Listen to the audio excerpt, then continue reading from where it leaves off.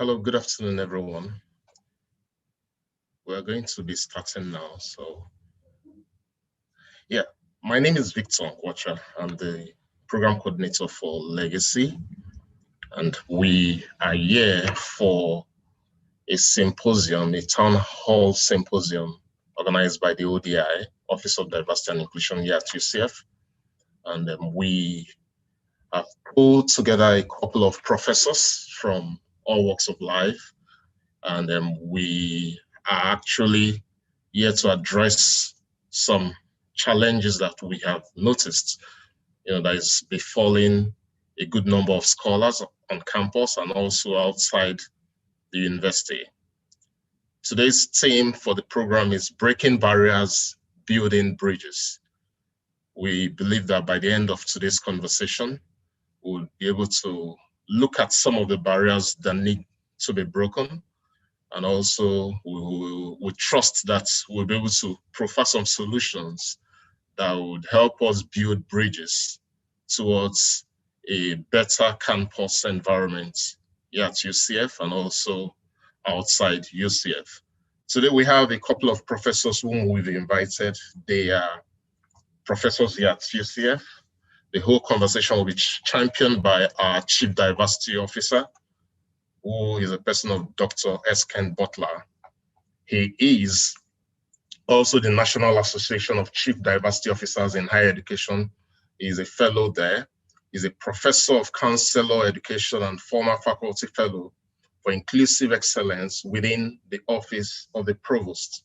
Dr. Butler is also an American Counseling Association fellow and president-elect for the year 2021 to 2022. He served the Association for Multicultural Counseling and Development as president, ACA Governing Council representative, and proud member of AMCD's Multicultural Counseling competencies. We would have him today, to champion the whole conversation, and we trust that he's going to help us juice out the best information from all our co-panelists. We also have Dr. Hakan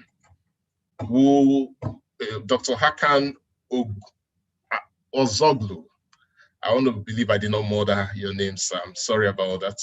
He is the Middle Eastern Studies Program Director. He focuses on Kurdish nationalism in Ottoman, Empire. That his research focuses on that. He has a new book titled Kurdish Notables and the Ottoman State. He is at the moment, he's joining us from Istanbul, Turkey, and he has been a professor since 1997, where he had his degree from Ohio, his PhD degree from Ohio State University. Today, we would have him, join the panel to brainstorm and also profile some fantastic solution on how, the UCF can accommodate our students from the Middle Eastern region of the world. Yeah, also on the panelists, we have Dr. Nwakama Obi. He is an associate professor in the English department. He's a poet, he's a journalist, he's a biographer, and a literary critic. He was born in Nigeria, testing for sunlight. Is his biography on the tragic modernist poets. Dr.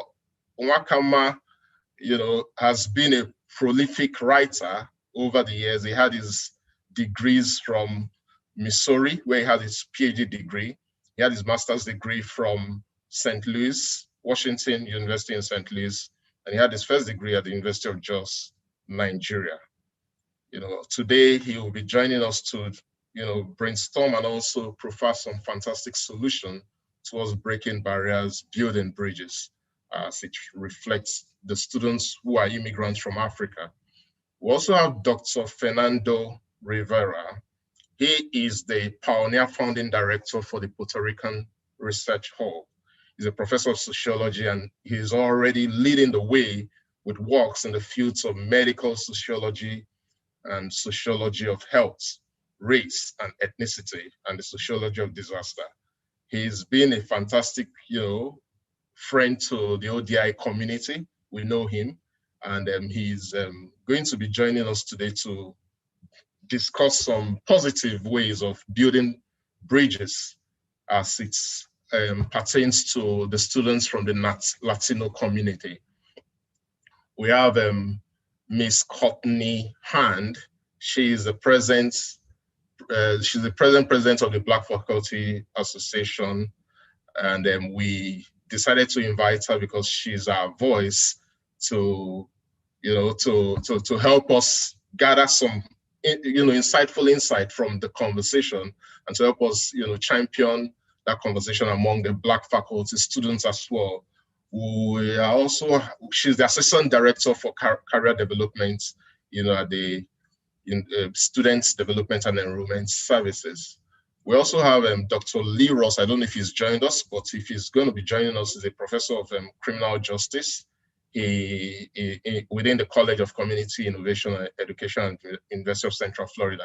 He's a friend of the family, is one of our foremost mentors, and he will be here to, proffer some solutions towards building bridges.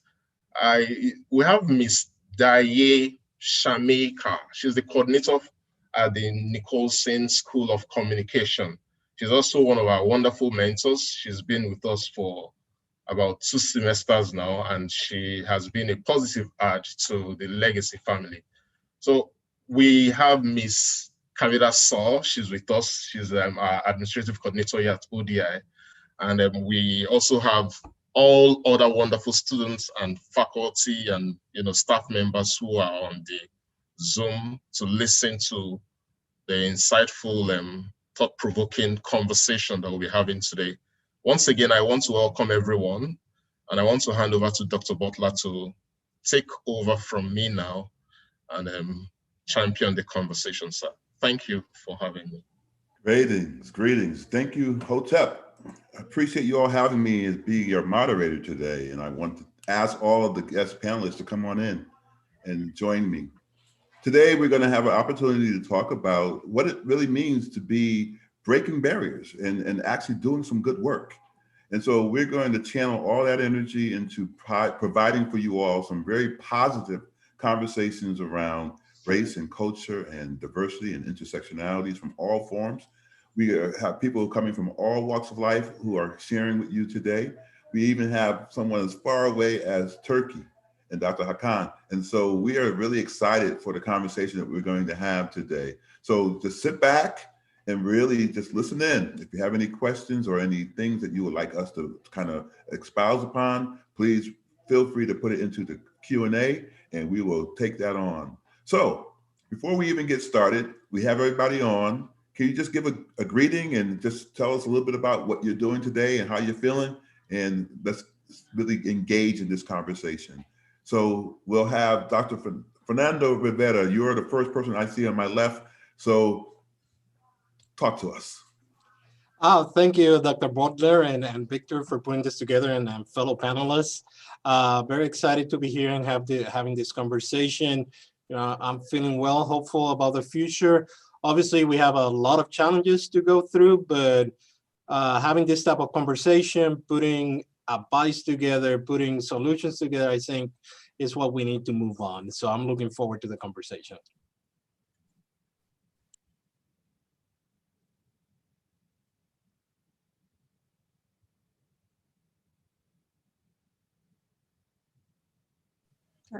Sorry, I can jump in here now. Sorry, my technology problems today. My internet's going in and out.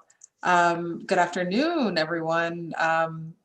Today is, I always say today, every day, it's going to be a great day. So definitely looking forward to the conversation today, looking forward to, all the information that we can provide our students, our mentors, our mentees, seeing what can come from this in the future. And not only, am I here to speak from the BFSA point, but I'm here to speak from the career development, professional development perspective as well. So looking forward to it. Mm-hmm. Excellent. Sorry, I was on mute. Dr. Wakanma,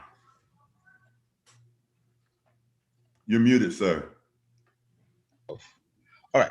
Well, thank you very much, everyone, fellow panelists. I'm really very happy to be part of this conversation. I'm at home, as I'm sure many of us are, although I teach also once a day on Mondays on campus, which allows me to come visit UCF every now and then.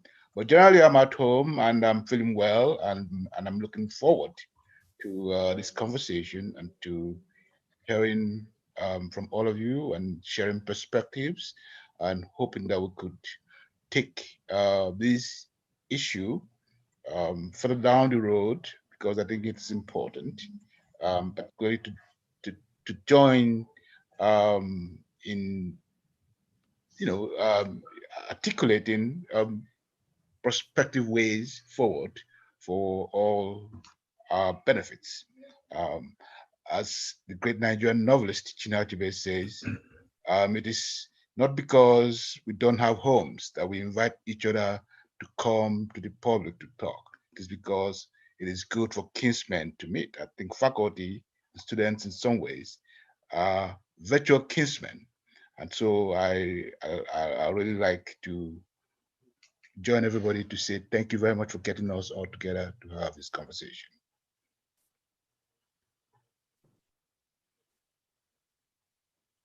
Let's ask Shamika Day to come on in.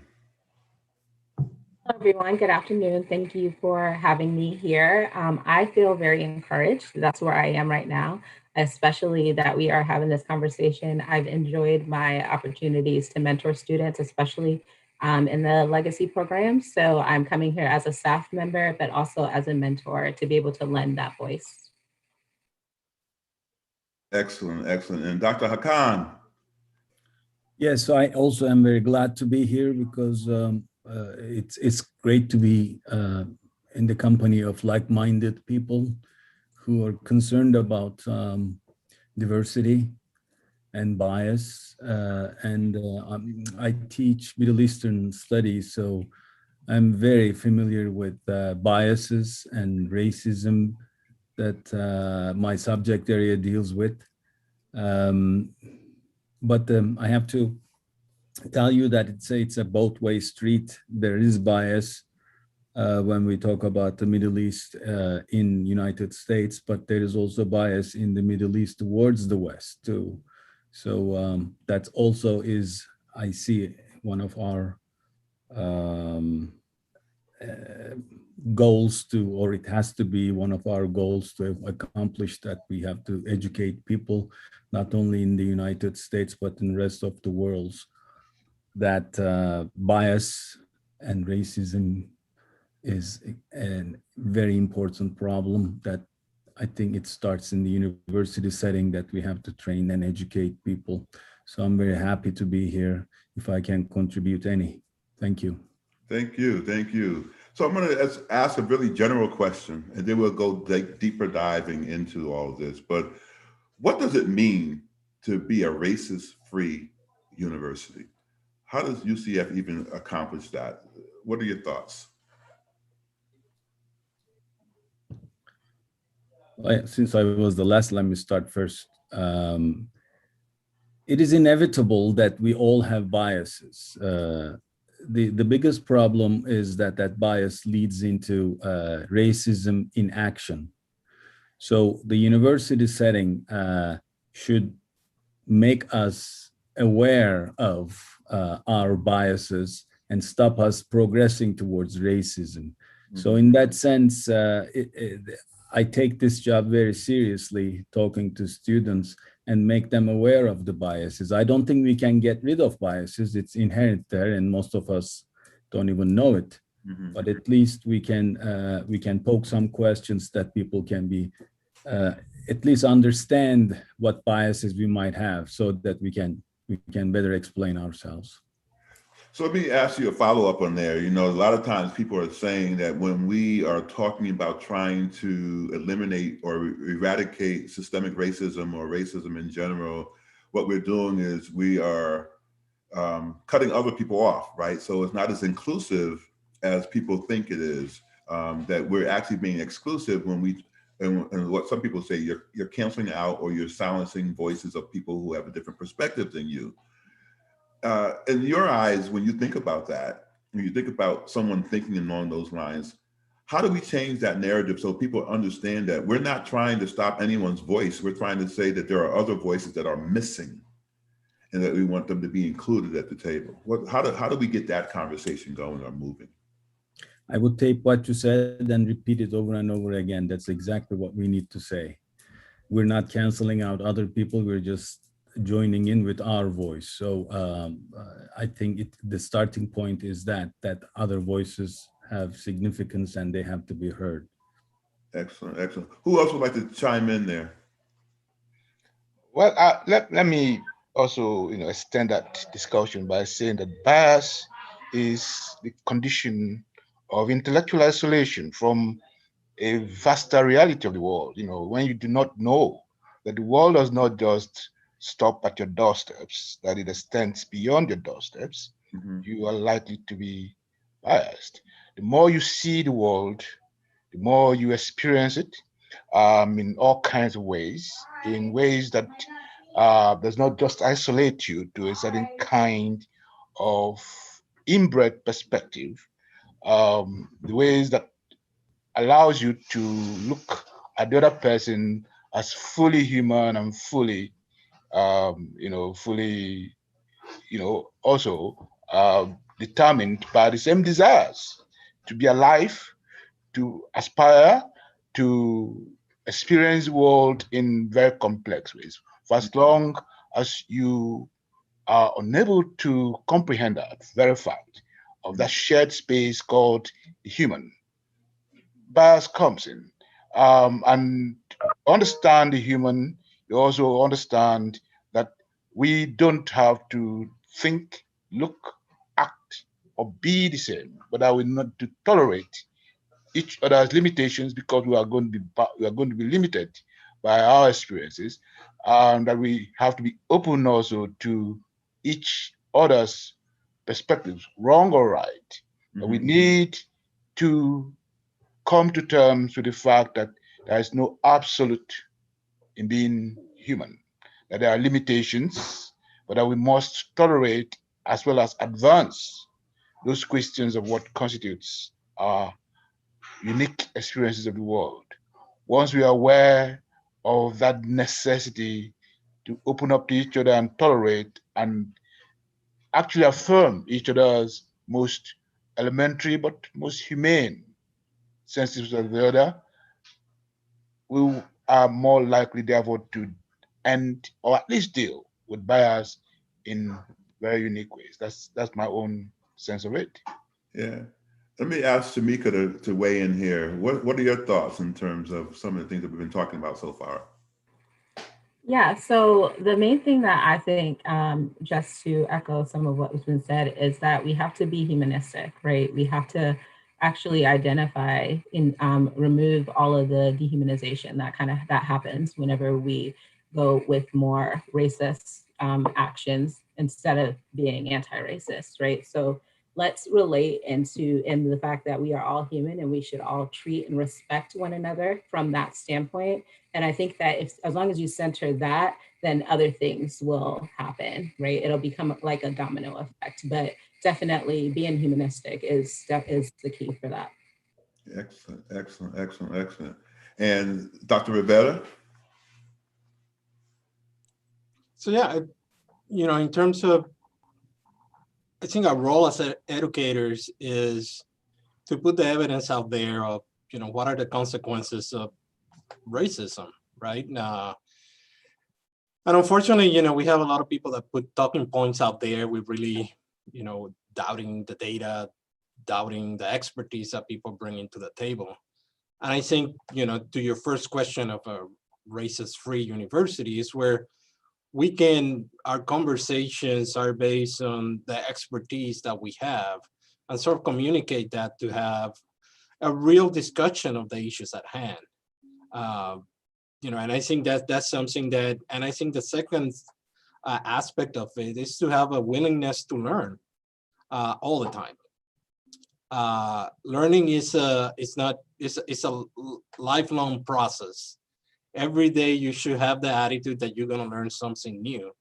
that might surprise you about your, the prejudices that you might have, or how you think the world actually functions. And I think that's sort of the type of place that we need to create, not only at university, but in our everyday life, right? And right. So how does one actually learn to unlearn so that they can learn or relearn? Yeah, that's certainly the challenge. And it's kind of like those things, right? That it's okay to have different positions sometimes, right? That, it's not, everything is not, that's the beauty of science, right? That you get Right. to a conclusion based on learning and relearning. It's not set in stone out here. There's not, sort of these ideas that, and you look at history demonstrates that some of the things that happens all the time out here. But there's evolution of thought. And learning doesn't stop when you get a degree, or doesn't stop when you get tenure, or it doesn't stop when you put a Facebook post or a Twitter post, right? It's an ongoing type of process out here.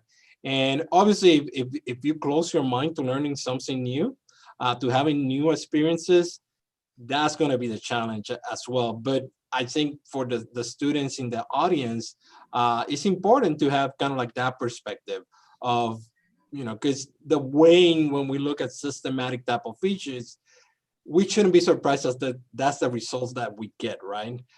We tend to live in communities that kind of like look like yourself, people of your same background. So the sameness of our experiences, sometimes you happen to open up to new ideas, to new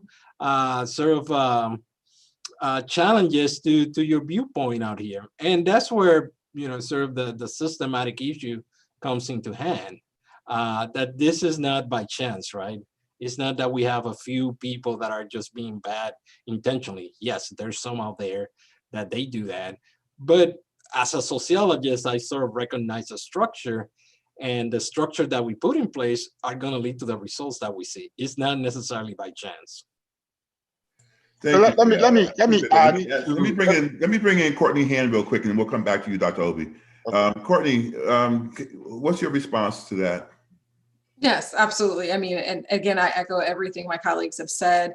I'm hearing the themes of obviously education, right? And promoting that within yourself, so there can be, like Dr. Rivera said, this evolution of thought. But I'm also seeing that we are, it's that battleground of being territorial versus expertise. Right. I always see that people are very territorial of, what was, what has been, versus, what are the facts. And I think that, if we are going to grow into a racist-free campus, right, we have to let go of some of those things that we've been territorial over, right, and consider, the fact, consider the expertise of our colleagues, no matter whom they are, right, and again, dive into what Shamika was saying, that humanistic approach, right? We are individuals who are naturally going to have biases. We're individuals who have had individual experiences. Some may be similar than others, but we have to, it all comes down to that element of respect, right? Like, we have to be able to respect our grounds. We have to be able to accept what was, and have to be willing. And I think the biggest thing is being willing to evolve. That's my biggest thing when I talk to students. You have to be willing and have to be dedicated to evolving. And that's essentially what I think that we'll need to do in order to become this, racist-free campus. Evolve. Mm-hmm.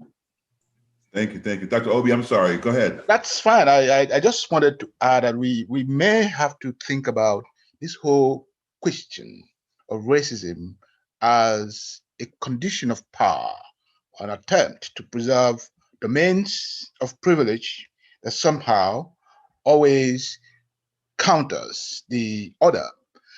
We do have this idea that, once we are enclosed within certain, you call it territories, within certain enclosures of power, that we often do not want to let the story go.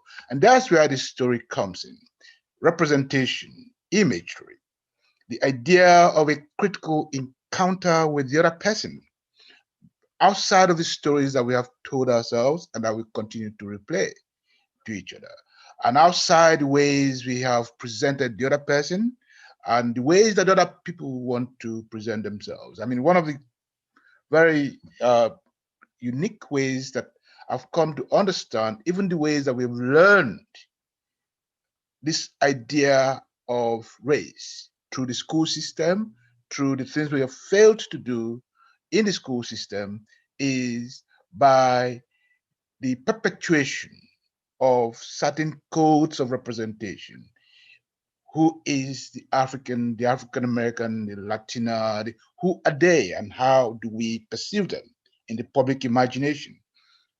That's where the school system begins. It's not something we can completely deal with in the university. It is something we can ask those who send people to us, the university, begin to do from the preschool to the high school, and as they come into the university, and where we fashion them, to begin actually to help us mold many, codes of representation, the ways we talk about people, the ways we see them, the ways we paint them, the relationship we build around them, about food, about clothing, about the ways we talk, elocution. These questions that we apply values to must be ways that we actually must begin to decode, deconstruct, and unlearn certain values that perpetuate racism on campus and outside of it. It's not just in campus, it's in the workspace. It is in the institutions that we build around work and around privilege. Those are important ways of dealing with the question of race and racism on campus and outside of it. Thank you for sharing that perspective. I appreciate that. So, Shamika, I saw you shaking your head up and down in agreement. What's some of the things that are coming up for you with what he just shared? Yeah, some of the things that I was thinking of whenever he was speaking was, one is that it's a reflexive process, right? You have to be open to risk reflexivity. If you aren't open to actually being critical of not only what you've been taught, what you've heard, what you've seen, etc., then you're not going to be able to move forward, right? Because learning and everything has been constructed and it's been given to us from some place, but we have to ourselves question and see what it is that we truly believe. What are we seeing, right? Once we even get the data, once we get the research, how are we going to respond to it? What actions can we take for ourselves to be able to move forward? And that's where you begin to actually enact change. But just hearing things and seeing things from external, viewpoints and not actually taking the time to say, okay, what does this mean to me? And how am I going to respond? Doesn't make change happen. So you definitely need to include that reflexive process. Yeah, Dr. Hakan, how do you engage in difficult dialogues? How do you even open the door to those? Well, while I was listening to my colleagues, I have to mention something. When we talk about racism, I take it to mean a much broader sense. It's not just skin color or ethnic background. To me, racism is how we deal with the other. The other could be a minority, it could be a majority. So it really doesn't matter. The idea, the mindset is such that if we see others and use stereotyping to judge them in a negative way and act upon it, that is racism. So it's in the most general sense what I think. It's not just let's say racism against Latinos or Blacks or coming from the Middle East. How do we engage people is very important question. What I think is the most important thing we do in the university setting and beyond is that, or the best we can do, engaging people, is that we must plant the seeds of question marks. We cannot plant whole trees of doubts. We can only plant seeds of question marks and let them grow. I think that's very important. Otherwise, we won't be successful. The way to do it, the way I engage students in the very first class, for example, ask really controversial questions so that they would be aware of their biases, the things that we take it for granted. For example, just to play a devil's advocate, I ask the question, is democracy good? And of course, everybody agrees that democracy is good. And then the next question is, you think majority is always right? And they say majority is almost always wrong. So if majority is almost always wrong and democracy is the rule of the majority, then how would you defend democracy? The point here, there's no answer to it, obviously. It's just to make them think and plant question marks. It's very easy for all of us to be critical for the things that we don't want to believe. We're not lacking criticism. Right. The critical mind do exist in all of us, but for the wrong reason. We direct that towards the things that we don't want to believe. So if you want to show them evidences, they're gonna be very critical. Now, what we need to do is to reverse it in a way that students or the people, the audiences should be critical for the things that they believe in or we believe in. Then we can move forward doing so. Right. So the question is, and anyone can answer this question is, we are so ingrained with the way that we were raised and the society that we were kind of brought up in, that we don't always see differences or understand that there is a difference. And so therefore we believe that our way is the right way and the only way. So how do you bust that narrative? How do you break that myth in people that their way is the right way? Dr. Rivera, why don't we go with you? You shook your head, so I'm gonna hit you up. Yeah, I mean, and you know, if we just keep it in the context of the university, right? You know, sometimes we take for granted the opportunities that we have. Look at this panel here, you know, and look at the diversity that we have within one setting, right?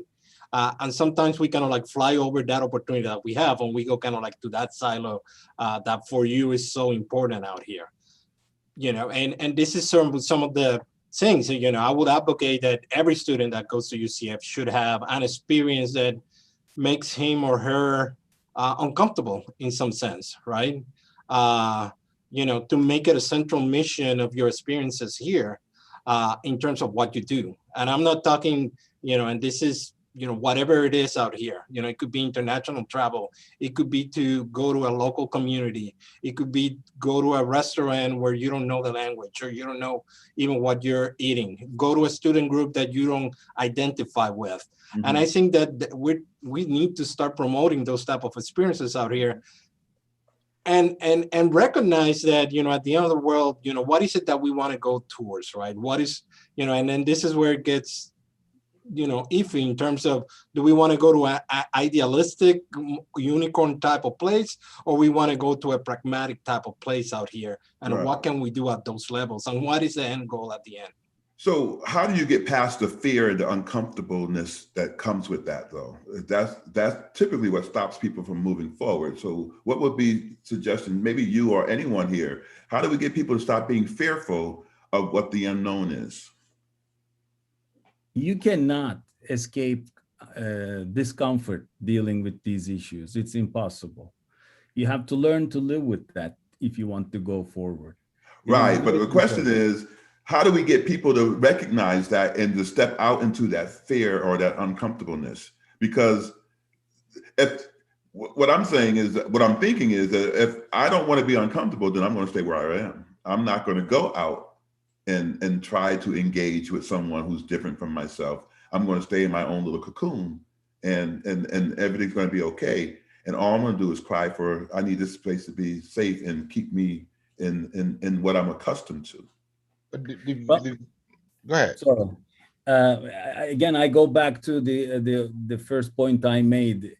You have to take them out of their cocoon for them for them to expose to this light in the future, let's say. Right. But you won't be able to do it. They will not come out. So Exactly. what you do is if you engage them in any way from the window, perhaps, see if you can create question marks so that they would like to come and talk to you about their own position, so they can. I guess that goes with the seeds that you're talking about planting. And I get that part. So I get the part from what our perspective is to try to help them come out of their shell. But those people who are in their shell and not willing to come out, there's got to be something else that needs to be done. And I'm wondering what that is, or if there even is a thing. So let me give this example. I often teach a class called world literature, and I often teach the diaspora and its theories. One of the classes I taught in world literature, of course I do teach a class called African literature, African poets and novelists. And one of the students very surprisingly said, I didn't know there was such a thing called African literature. Yes. Which is all right, that's fine with me. But the fact is that in dealing with the whole question of what is African literature, students came round to say, well, we never taught that there were African writers, or that there were cities in Africa, or there were, in fact, those questions. And that just immediately told me that one of the ways that we can do this actually is to insist on what to call not just electives, but necessary electives. Whether you like them or not, you have to take them. In other words, to let people know about each other, you have to take them by hands into the worlds in which the other lives as part of their experiences of college.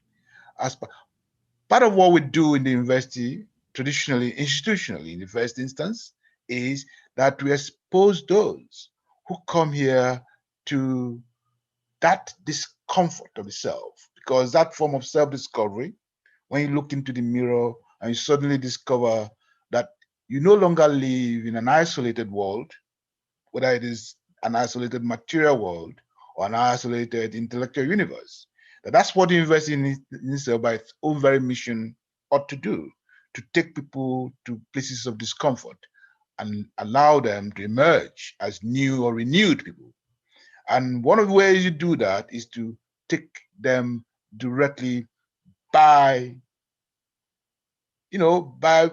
force, if you must, to the other, to take them to the worlds that are unfamiliar to them, through explorations in courses that they would not normally take, or in communities that they would not normally participate in, but make them become part of it by, if you like, by academic decree. Okay. That's what I think we could do. Okay. Now, I'll give an example again. Many years ago, when I used to teach in St. Louis, I would volunteer in this African, Black neighborhood in North St. Louis. And one of the things that struck me was, we're talking about racism, that there is within racism, within even communities that look alike, forms of disconnection. People don't know each other. Yeah. And this kid comes up to me to say, well, I heard that in Africa, you live on trees. And I say, really? And he said, yes. And I said, who told you? He said, my mom. This is an African-American child. And what that told me is that to unlearn anything, you must first of all emphasize the education, the primary education of the caregiver. That's fundamental. And they say, if you educate women, you educate a nation. It must start with the direct, actual decontamination of the intellectual habits of those who give primary care to children who then come onto us as students in the universities. I think that's fundamental. So the education we do, if people in the education department might begin to emphasize direct learning that allows them to encounter the other in their own spaces, to encounter people in their own worlds, and to take them there directly as a form of the kind of primary education that we give on this campus. General education involves, as a matter of fact, breaking the barriers that we're talking about now by ways of, of intrusion, of radical intrusion, if you like, into the world of the other. That's what I think we might begin to do. Thank you. I appreciate that. And so I know we have limited time with Courtney Hand, so I want to ask this question of you. In working towards racism-free campus, would it be fair to have these conversations with demographics that actually are on the more powerful side of the imbalance? It is important to equip us with the tools to work in and around the imbalance, but is it worth merit to work at the roots instead of pruning? How do you see that question?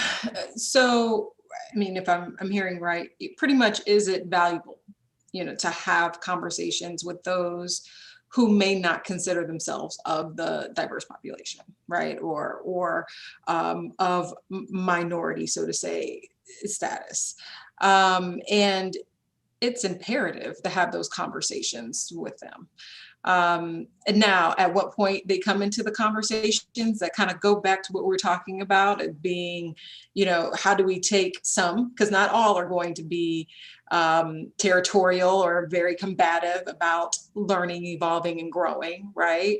But it's really about intentionality. It's going to take all of us, right? This collaboration to really get to where we want to be in this racist-free campus.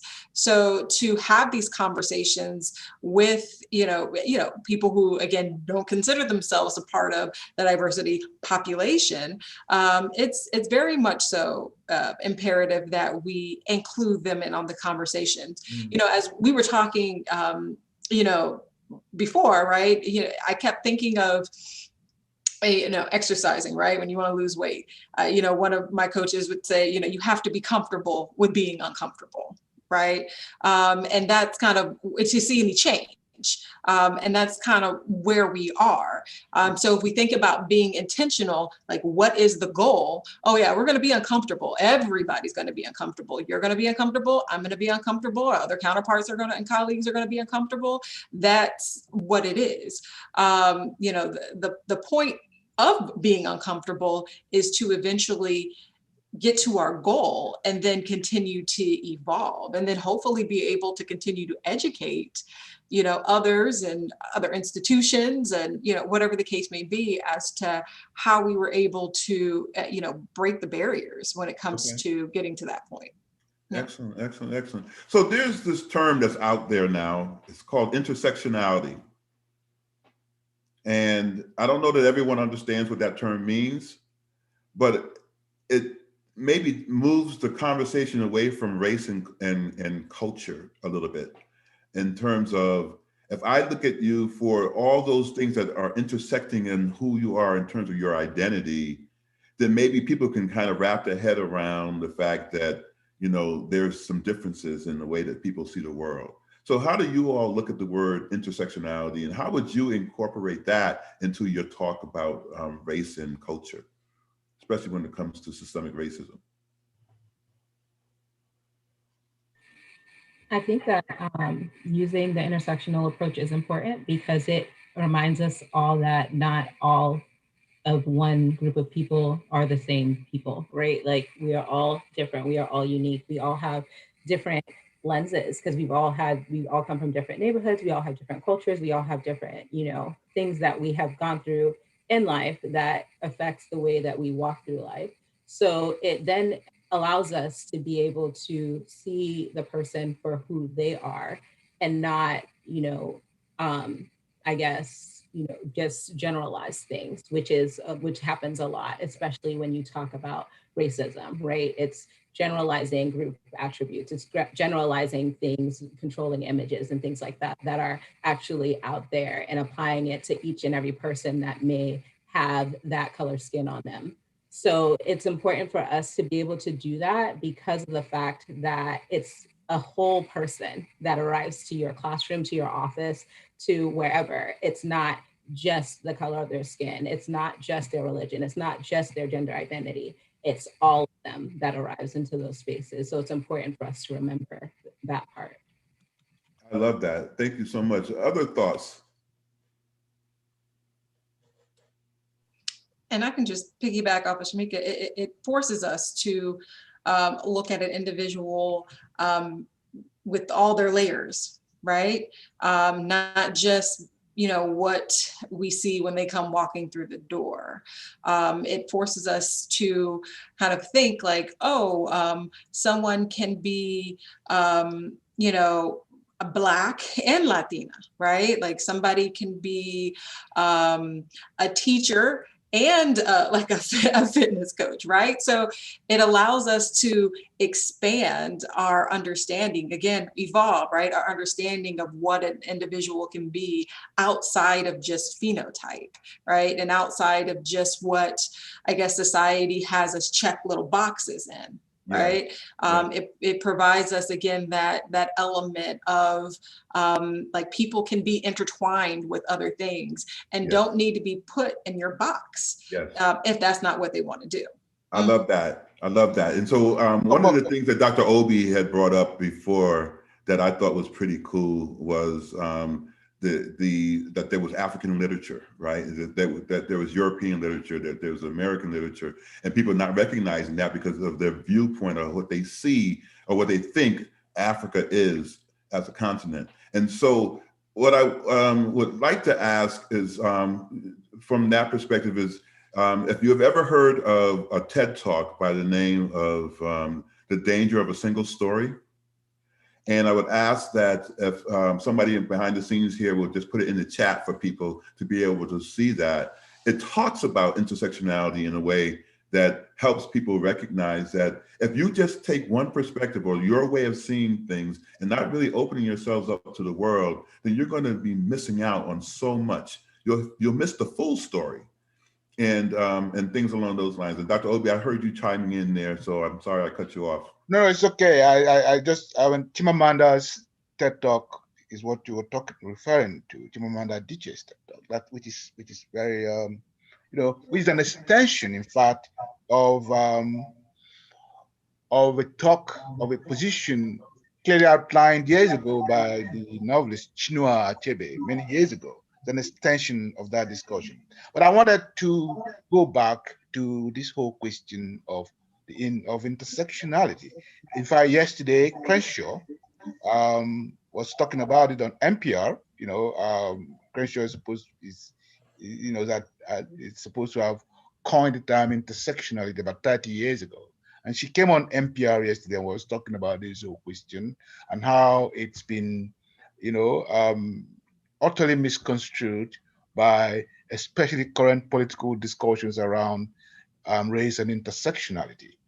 I would like to complicate that discussion a bit by also reminding us that, when we broaden the order, when we say we want to make people come in with their own discomforts and be prepared to assume and assert and be aware of other people's discomfort, that we also have a responsibility to grant them the very condition of their discomfort, to grant them their humanity. In other words, we cannot expect people to actually open up if we begin to assassinate them prior to their opening up. When people come with fear about how they are judged, how they are silenced, how they are made uncomfortable because they portray, if you like, levels of ignorance. I mean, to be ignorant is utterly all right. What is not all right is to be unwilling to challenge your ignorance. But if from the very beginning we condemn people for being ignorant, that will perpetuate ignorance because they'll be unwilling to actually express themselves. That's the danger of limiting this discussion on intersectionality. Whereas we want to grant people the right to be who they want to be, we also want to actually grant that right to people to make mistakes as human beings and be willing to open up discussions around those mistakes rather than be willing to condemn them absolutely for making mistakes. This we need to put into the mix of this discussion. Okay, great. Thank you. So there's a question in the Q&A that I'm going to direct towards you, Dr. Rivera, and then we'll open it up. It says, as we are aware of systemic barriers existing, we have had many people, even now, fighting for the microphone. I love this, like she read to drop the mic here, right? So how do we get ears to open without exhausting ourselves? And this work can be exhausting. So, so can you talk from that lens, please, Dr. Rivera? Well, that's a good question. I mean, from my perspective, I think we need to have goals on what is it that we want to achieve. And I think sometimes it becomes exhausting because we want to do everything at the same time. And there has to be a recognition of, hey, let's look at elected officials, look at our judges, let's look at our school boards, all those type of things. What is it that you think, it's going to have the biggest impact out here, and how can we work towards, working towards that goal out here? Because in thinking about that, is it, sometimes, I'm a sociologist, so I look at structures. I understand individual experiences and the emotions that arise with them, but how do we change the structures that we have, right?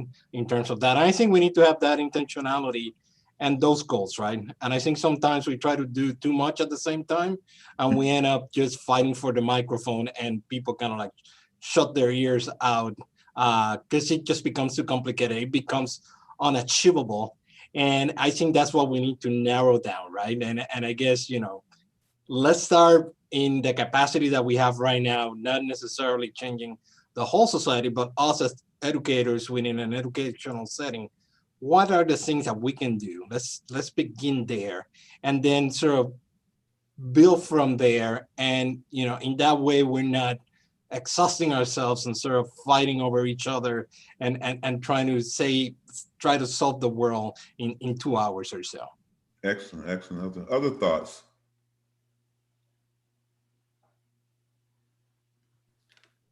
Well, another way of dealing with the issue is that if you don't have the microphone, your voice is not going to be heard. Sometimes you do not need a microphone. You need people, like-minded people, shout at the same time, the same tune, so you can be heard. So that's another alternative. And most of the time, especially being in the Middle East, this is a major issue. Many people don't have the microphone, right? So the way to deal with it is to put people together. They can shout without the microphone so that they can be heard. This is just one alternative. Yeah. So I think part of having the mic on sometimes is that the person with the mic sometimes is not spreading the word or sharing their message in a way that can be heard, right? So sometimes, there's this guy out there who is a DJ. His name is DJ Cassidy. And he has this little thing where he does pass the mic, right?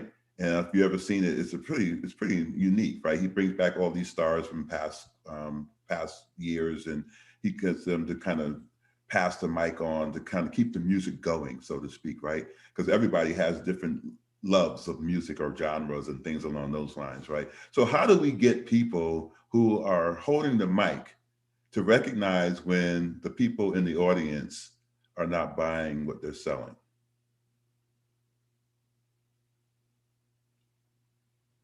Who wants to take a stab at that one? And Courtney, I know you have to leave soon, so maybe I'll make you chime in.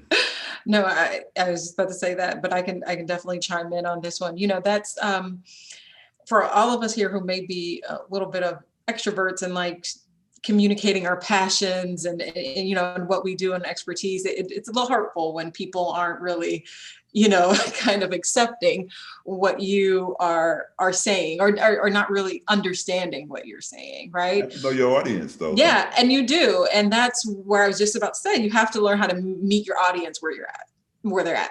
Just like we meet our students where they're at, you have to learn how to meet your audience where they're at. And you have to, in that situation, you have to learn how to, you know, pivot quickly, right? And get an understanding of, again, assess quickly, where are they, you know, and how can I meet them there? And then from there, you know, give that seed of what we're talking about to grow those questions, to evolve into hopefully a larger, more candid conversation where we can talk about, again, intentionality, where we can talk about goals, and we can have them a little bit more invested into where we're trying to go. Excellent. With that being said, I appreciate all of you. You're going to exit me now, right? You're going to exit away. All right. It was great having you as part of the conversation today. Thank you so much. Bye. Let me transition to another question here. But before we transition that, Dr. Butler, I think again we need to go. You are talking about how do we learn to you know, to take the mic from those who are hogging it. How do you? Well, in some I didn't say that at all. Well, you know, it's implied, and but also how do we also appropriate the mic to speak when we have to speak? You know, I do know that we go back to the very ground floor of education, how we teach people to debate. It is in itself a democratic habit. Yes. The idea of debate, and which is what is lost. You know, in our current environment, people don't debate. People are afraid of debate.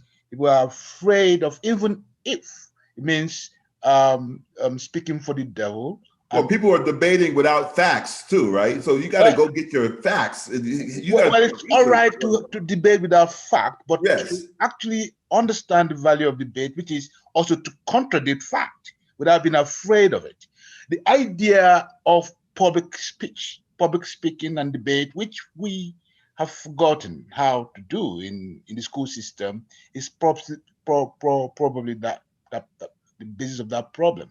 Every democracy must learn to accommodate debate, to actually teach kids to debate. So is it in the benefit of democracy to not let people know how to debate?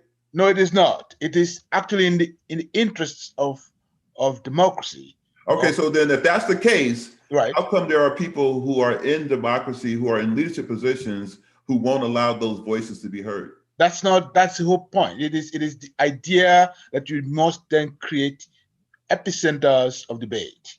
You know, you must teach people how to learn to share the microphone, because without teaching them how to share the microphone, you're not teaching them, you know, the very idea of philosophy of the republic, which is the ground basis for the democratic system that we practice.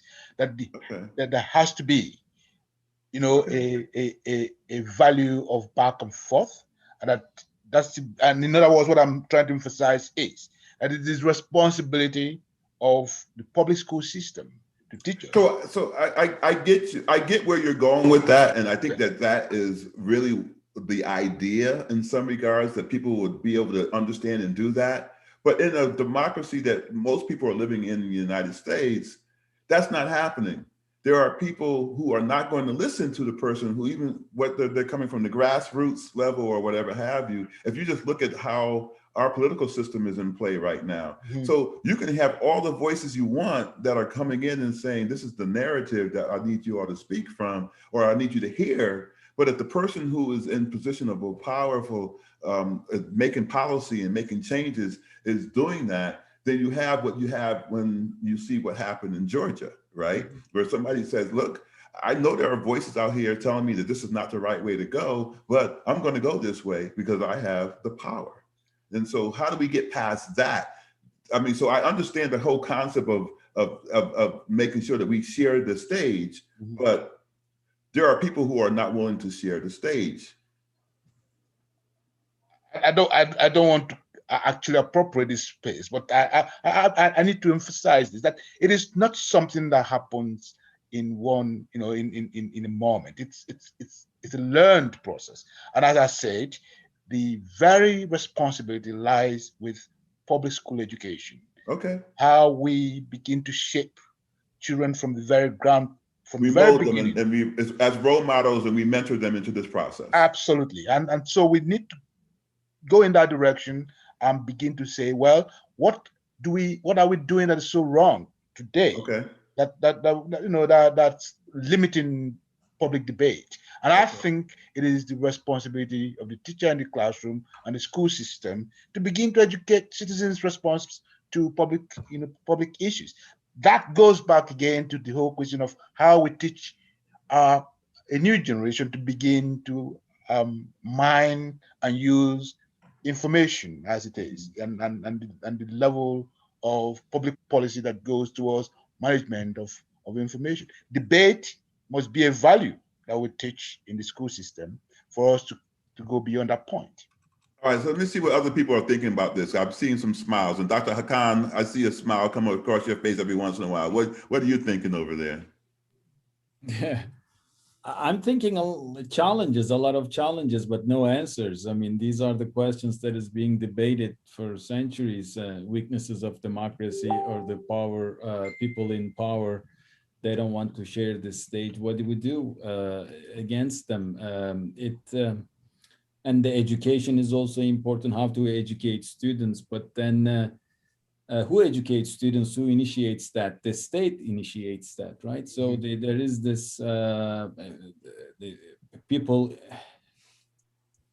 with the mic, so to speak, decides how to educate, what to teach, how to teach it. So in that sense, what we think of education could be brainwashing. I've been debating that issue. How do we differentiate education from brainwashing people for a certain degree, and who decides that? So I don't have answers, but these are main challenges. Understood.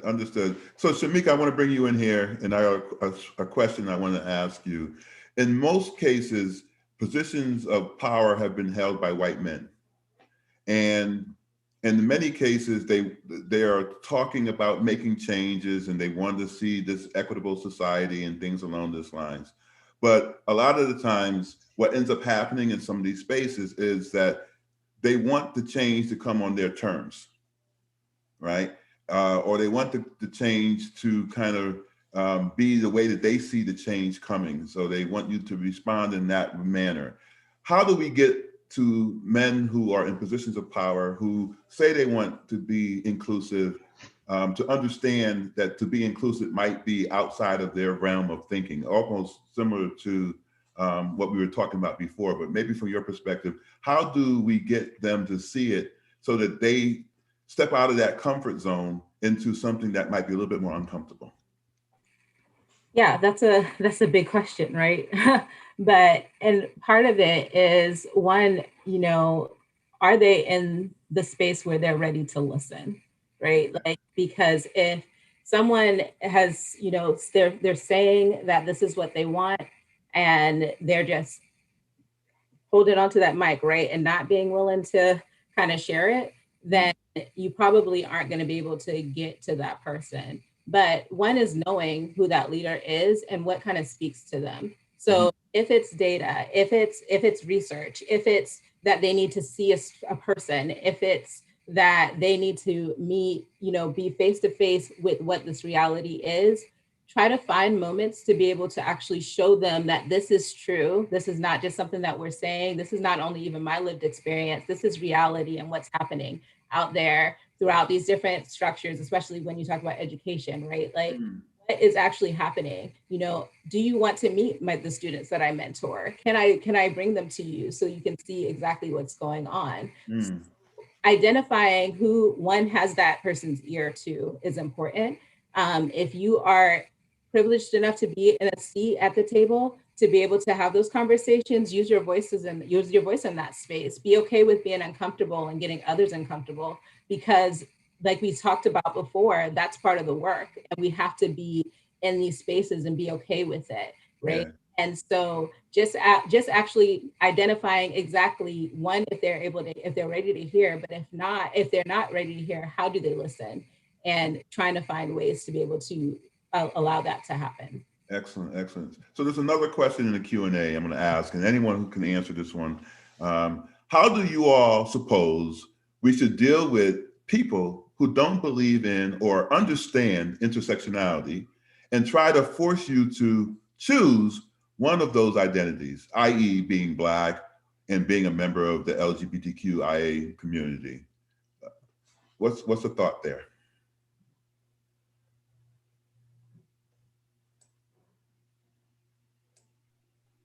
Well, we have to find a way to engage with them, but I think it's also misleading to think that everybody will listen. We should, as educators, accept the fact that we can only engage a certain number of people. Mm-hmm. And the way to engage them, we cannot go to their own places, but if we catch them in the intersections, like the universities.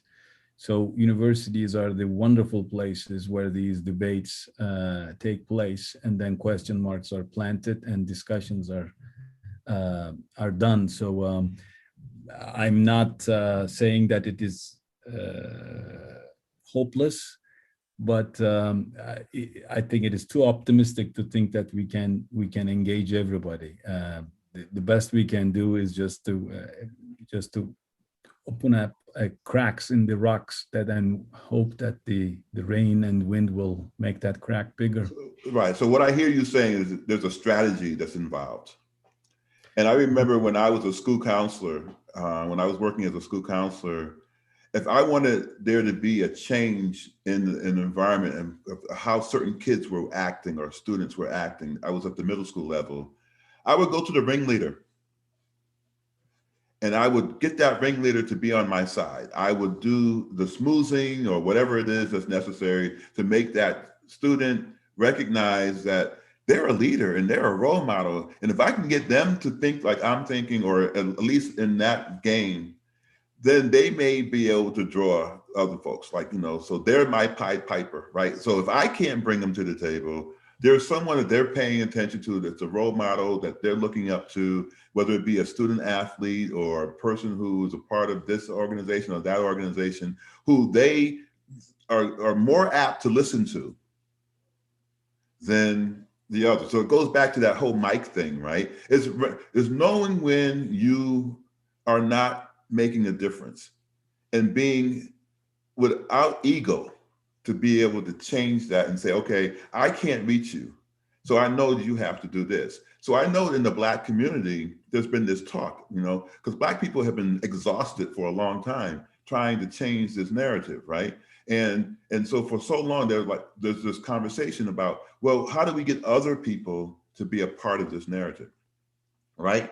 White people are going to be the people who need to change racism. They have to speak out against this privilege that they have and speak to it, because only people they're going to be able to hear, listen to, be heard is from a person who they identify with. Because somebody coming in who comes from a different intersectionality is really just trying to get something that's not theirs, that they want to hold on to. So they can't get past the fact that there's people looking for equity, because they see the skin tone or they see the different intersectionality and they say, well, they want something that's mine and I can't let them have it. So how do we move that narrative along? And maybe Dr. Fernando Rivera, I see you chomping at the bit. So what do you want to say to that? Yeah, I think even in this conversation is sort of, what can we do with the system that we have, right? And sometimes we kind of like just step back, right? And let things play out there. But think about, where you get your information, and do you take the time to look at the opposing view and see what they're thinking?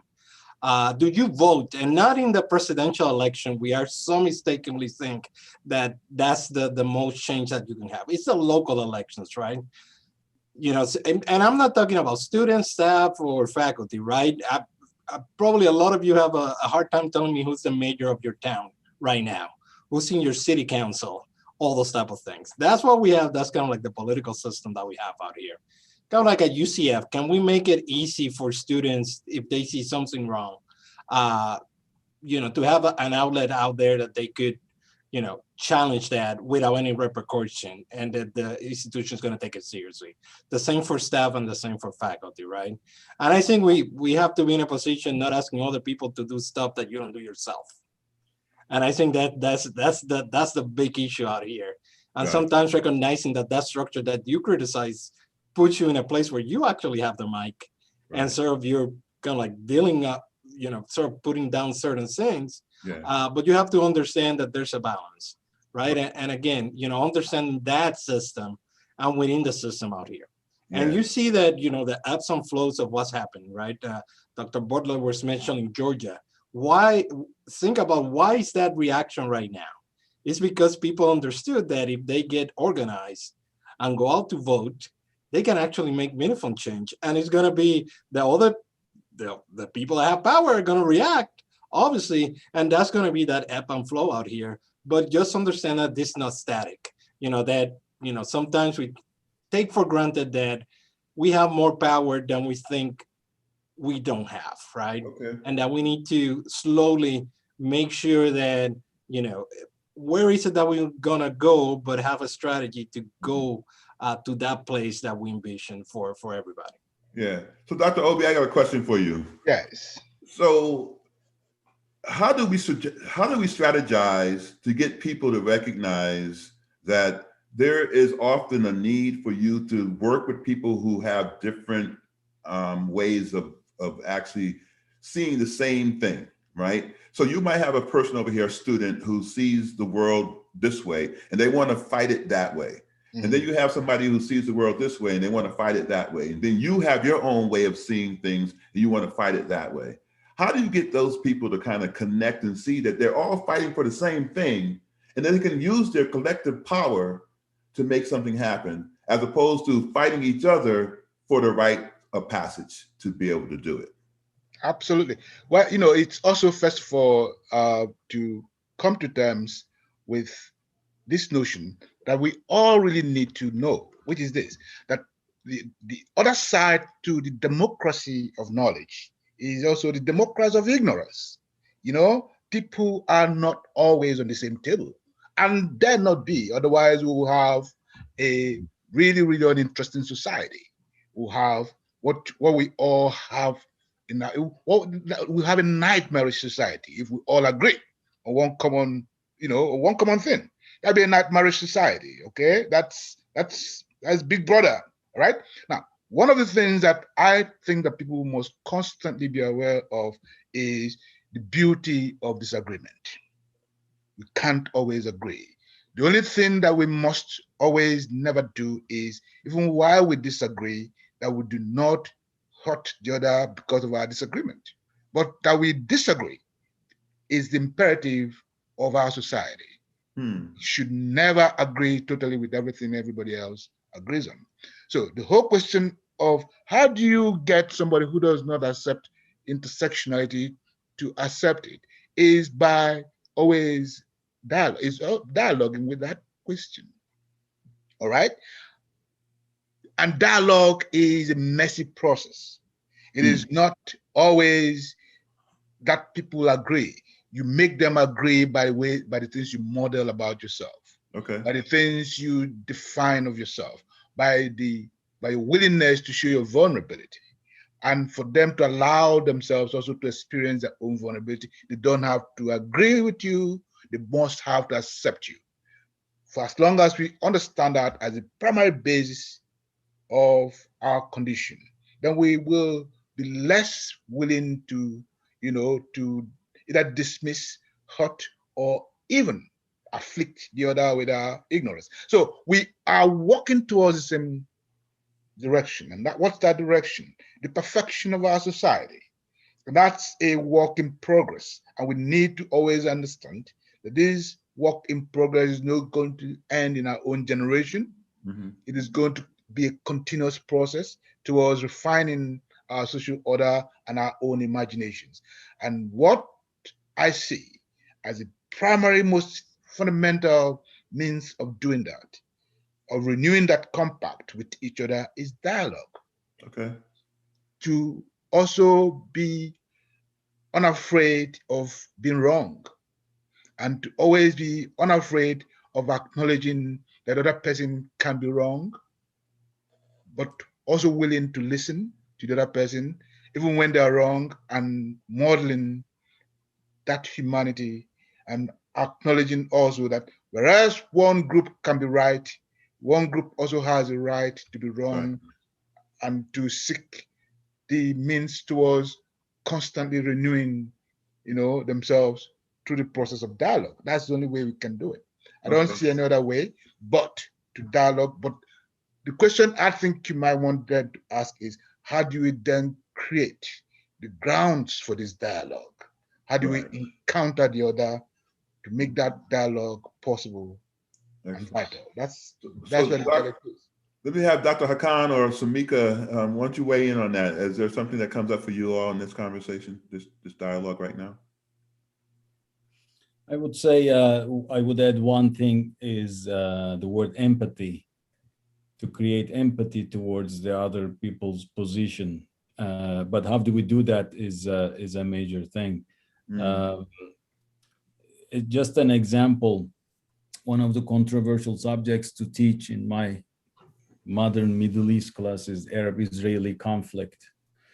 After we deal with it, we have a discussion session. I usually ask the question, how many, show of hand, who supports the Israeli position, and people raise his hands, and who supports the Arab position in another group. And I say now, those who raise their hands to support Israeli position, I want you to defend the Arab position. Yes. I'll give you 10 minutes to get together, and you don't have to believe in it. But it forces them to feel some sort of empathy, and that also contributes to the discussion at hand. Too. Yeah. Yeah, that's very important. But lastly, if I may, it is also very important to create structures, an environment for these kind of discussions to take place. For that reason, your office, what you're doing and your office is doing, is extremely important to create such dialogues among faculty, students. So institutional support and the structure such as yours is commendable, and I applaud you for this initiative. And that is also very important to have in a not university setting perhaps, but in a state level and the national level too. So without which these discussions very hard to have. Yes, definitely. Shamika, I'm going to ask you this last question that's in the chat here or in the Q&A. It says, many times I'm met with pushback, even with tried and true evidence while having difficult conversations. People are committed to misunderstanding. How, as a society, can we educate without insulting the intelligence of people who are in the know? You give me hard questions. No. We'll help you out. We'll help you out. Thank you. Thank you. The biggest thing that I think about is that, again, we all have our own lived experiences, right? And what happens a lot of times is that when something, if we encounter something that goes against that lived experience, that's where you have that, dissonance, the cognitive dissonance that kind of happens, because you're like, okay, this is what I've known, but now this is in front of me and it's something different.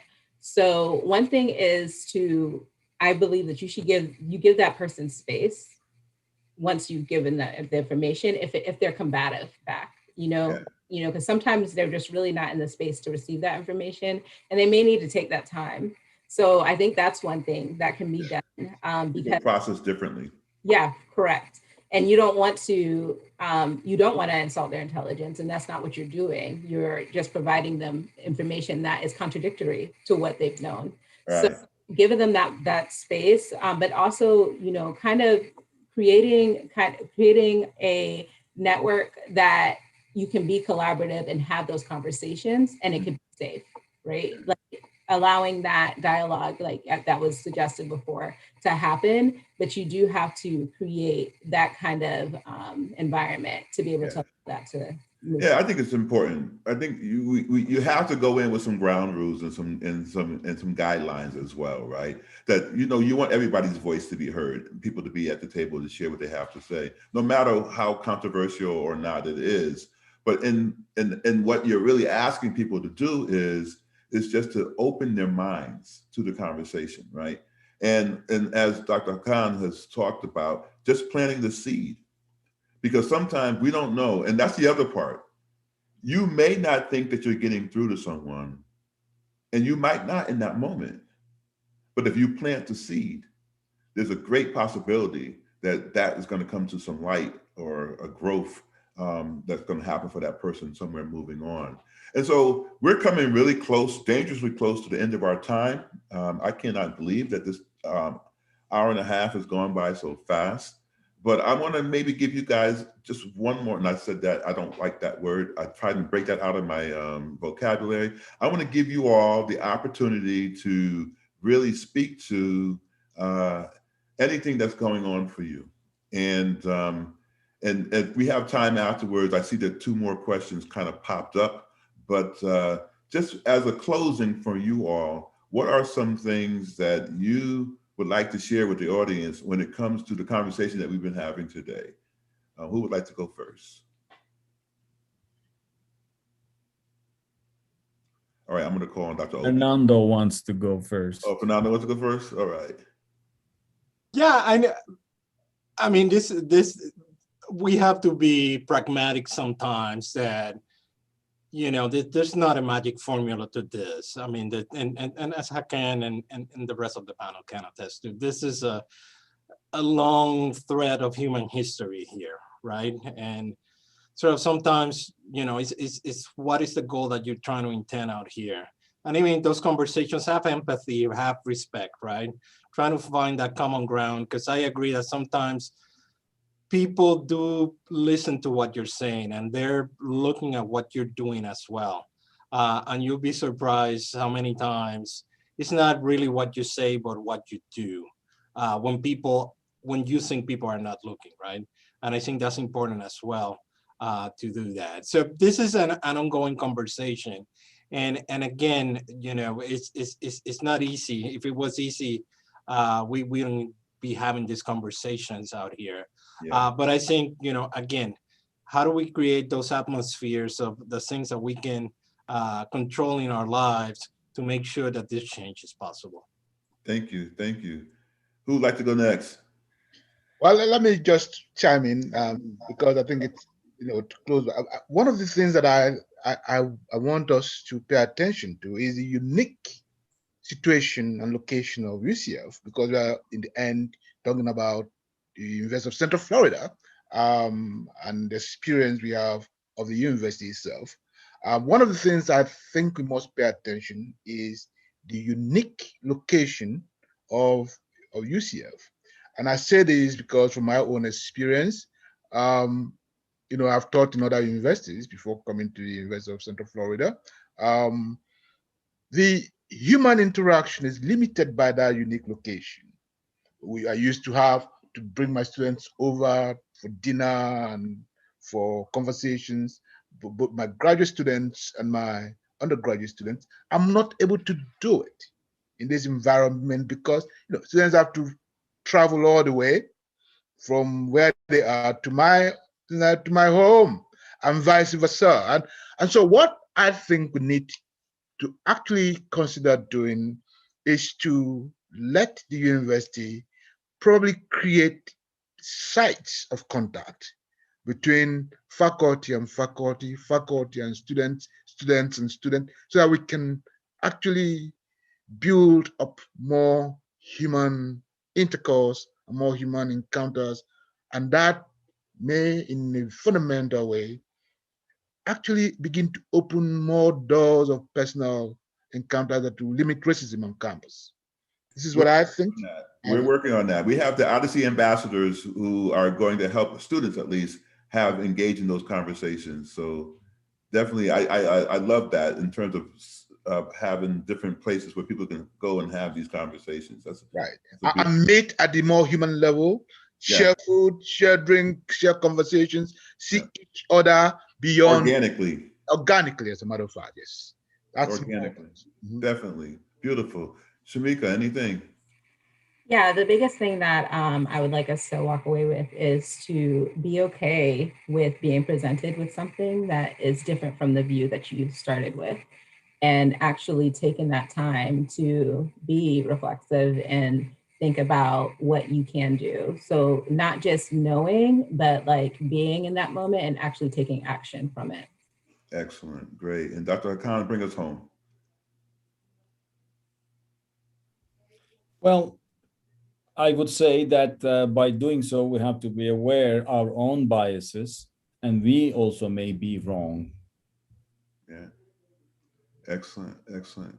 Well, I want to thank you all for being a part of the conversation today. I'm going to bring back Victor, but I see two more questions, and I'm just going to really quickly look at it. It says, I meant if there's an issue that affects me and others and many others, but how to educate the person and others without insulting the affected population. I think that we have to kind of learn to be able to throw stuff out there and not be so concerned about someone's feelings in a way that stops the conversation from going, right?